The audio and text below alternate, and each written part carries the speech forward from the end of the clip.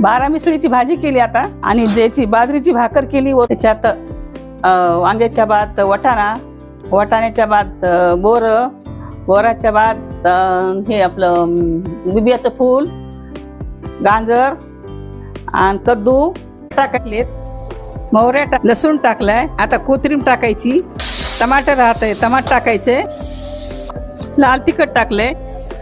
आता मसाला टाकायले.